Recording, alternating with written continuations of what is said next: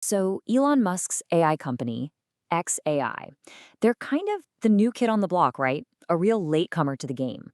But they have this absolutely wild plan, not just to catch up, but to completely dominate the entire field.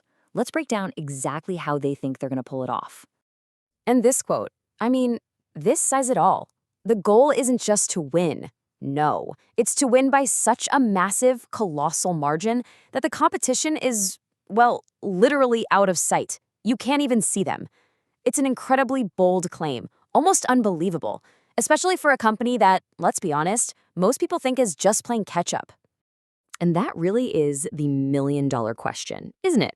I mean, on paper, XAI is trailing the big players like OpenAI and Google. So, what's the secret sauce? What's the strategy here? How does Musk possibly plan to turn a 7-month deficit into a late-year lead? Well, the answer involves a total reboot, a really clever product strategy, and an endgame that is, you guessed it, literally out of this world. Okay, so first things first, Musk himself admits they didn't get it right the first time with XAI. So they're not just tweaking things here and there. Nope. They are completely rebuilding the entire company from the ground up. And listen, this isn't some minor renovation. We're talking about a full-blown, down-to-the-studs overhaul. And the scale of this change, it's just staggering. Think about this. 10 of the original 12 founders, they're gone. They cited immense pressure and total burnout. And in their place, XAI has gone on an absolute hiring rampage, poaching the best of the best from huge rivals like Mistral and OpenAI. This is all about building a brand new, battle-hardened team for the AI war that's coming. So once they had this new team in place, the focus shifted to the weapon itself, the Grok AI model. Now, their strategy isn't to try and be the best at everything all at once. That's a fool's errand.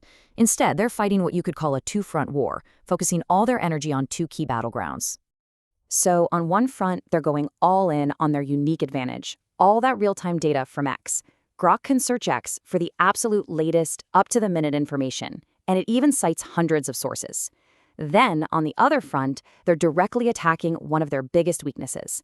They're hiring a ton of coding specialists to make Grok a total powerhouse, right on par with the best models out there. But here's the thing, raw power and capability, that's only half the story. We're living in a world of these incredibly powerful, but let's face it, kind of bland, sanitized AIs. So XAI is making a huge bet that personality could be the ultimate secret weapon. And boy, are they leaning into it. And this right here perfectly illustrates the problem they're trying to solve. You know that feeling? Users are getting so frustrated with AIs that feel, I don't know, reflexively contrarian. They nitpick everything you say instead of just helping. They're so focused on being cautiously correct that they stop being genuinely useful. It can be absolutely maddening. So what's Grok's answer to this? Well, it's a personality that is the exact opposite of sanitized. They call it unhinged mode, and it delivers these sarcastic, no-holds-barred responses that can be just brutally funny.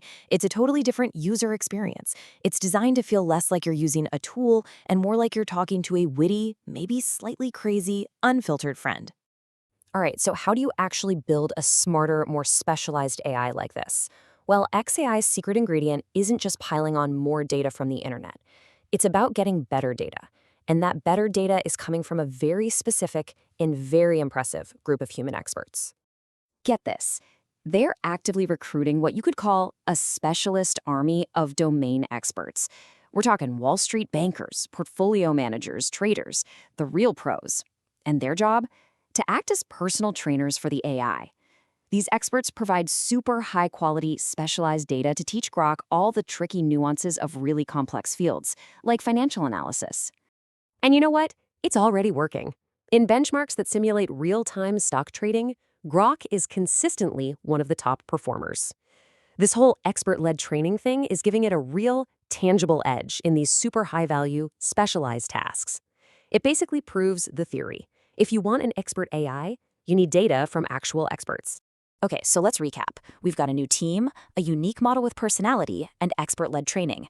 That's the plan to catch up. But what about that James Webb Telescope level of distance? How do they plan to get so far ahead? Well, the answer to that lies in the ultimate endgame. And the logic here is actually surprisingly simple when you break it down. Step 1, future AI models are going to need an insane, just an astronomical amount of energy. Step 2, Down here on Earth, we have limits. Land is limited, regulations are a pain. Step 3, but up in space, in just the right orbit, you get free, unlimited solar power 24/7.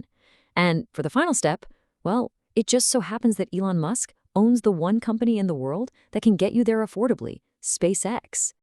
And don't just write this off as some sci-fi fantasy. The recent merger of SpaceX and xAI created a company with a truly mind-boggling valuation. That number represents the sheer financial firepower needed to actually pull off this incredibly ambitious plan of putting entire data centers into orbit around the Earth. So what does the timeline look like for all this craziness? Well, today, yeah, they're behind. But Musk predicts that this combination, the talent, the strategy, and this wild space-based infrastructure is going to give them an insurmountable lead in just 3 years. And even if you think that's too optimistic, get this. Google's own more conservative estimates project that space data centers will be cost-effective by 2035, and that's largely because of the progress SpaceX is making.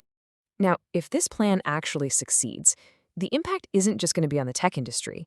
We're talking about something that could fundamentally reshape our entire economy, and maybe even the very idea of what work means.